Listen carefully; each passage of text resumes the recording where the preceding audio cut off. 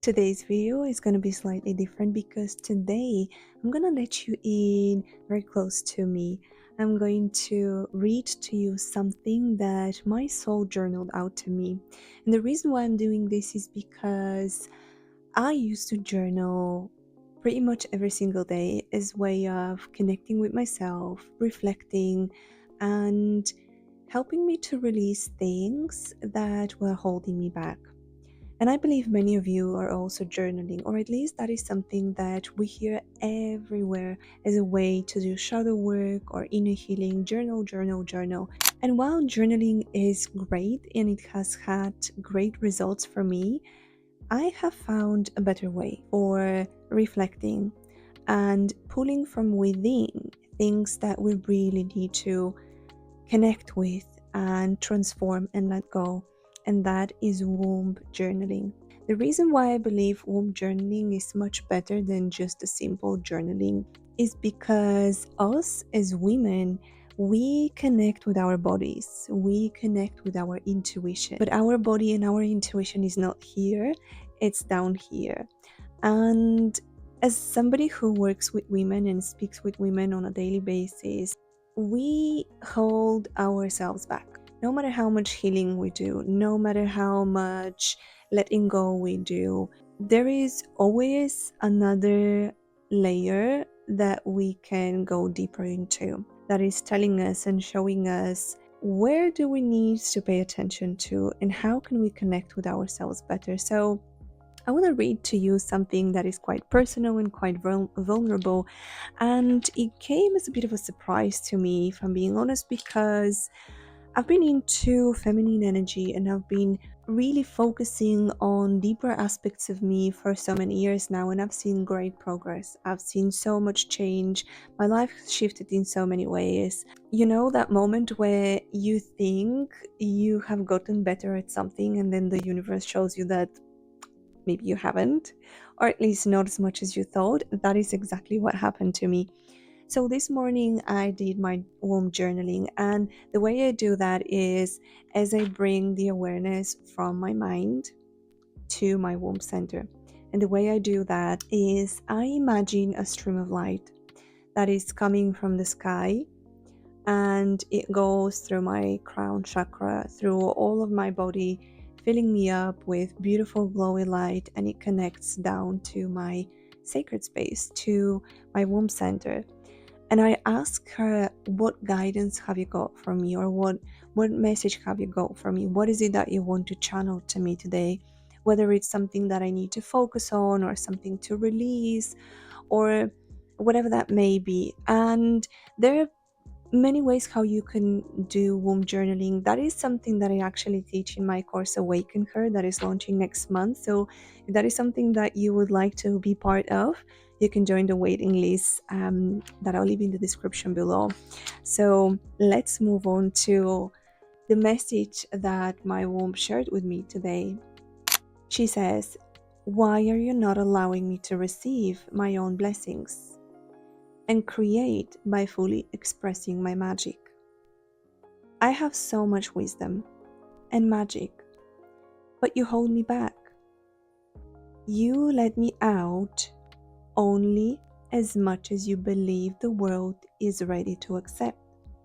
So you don't get judged any more than you're prepared to handle. That was wow. I am abundant, but you're not open to receive me fully. And that took me by surprise a little because I have been working on so many projects. Some of them are already live. My biggest project is my feminine energy course, Awaken Her, that I have started to create probably over a year ago, but then I stopped and changed everything about the course because I realized that I wasn't fully aligned with the execution. I wasn't fully aligned with the messaging because somehow I was trying to structure it, and I didn't want this course to have a structure. I wanted this course to be aligned with what I feel that I need to teach women, the things that I have taught myself by my own experience. And it has been a very sacred process. So when I get that message of I am only allowing her to express herself as much as I believe the world is ready to handle because I'm afraid of the judgment. I thought, okay, that is deep. That is deep, and it brought so much to the surface. Um, and so then I asked, how can I let her fully express herself? And she guided me, saying, allow me to lead you ahead without filtering me through with your mind. Allow my creativity to roam free before you go back into your mind to decide if you should do it. You cannot predict the depth of my voice, neither the impact of my creation. Just move through me and I'll show you.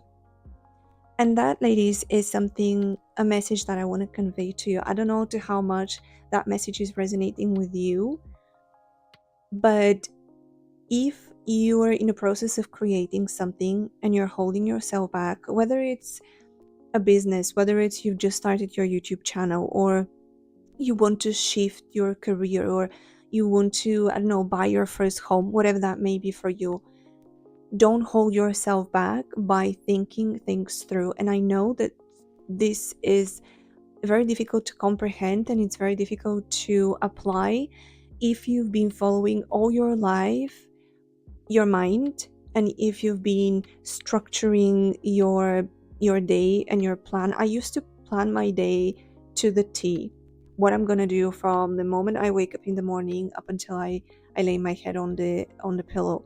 And shifting to a more flowy routine, if I can put it that way, can be quite scary at first because your mind is used to thinking, what do I need to do next? What do I need to do next? Where I need to be? Am I going to be able to complete this task or that task? And the truth is, if you live your life that way, you are guided and led by your mind, and your mind is your masculine element, is your masculine center. And when you embody your feminine energy and when you want to create your life and move through your feminine energy, it's really important that you check in with your heart and you check in with your womb, aka your intuition and your inner goddess, before you check in with your mind. Because the other way around is giving us masculine results. And whilst the masculine results work 100%, Who's Red Think and Grow Rich, the most masculine book on mindset and building wealth. I've read it, and let me tell you, it's an amazing masterpiece of a book, but I chose not to apply what the book is telling me to an extent because it was very masculine, it was very structured, it was very narrow-minded, as in what steps I need to be taking if I want to get from point A to point B. But the feminine energy journey is not about getting from point A to point B. It's about the journey itself. It's about that voyage itself and how you get there and what you'll discover on the way. And so, if that is where you are on your journey, I would love to have you here because this is what we're doing in 2025. We're rising in our power, in our feminine power. And there is so many signs that are confirming this, and all the astrological events and all the ingressions of the planets for 2025 are screaming the power and the rise of the feminine. So if that resonates with you, I'd love to see you in the next video. Bye.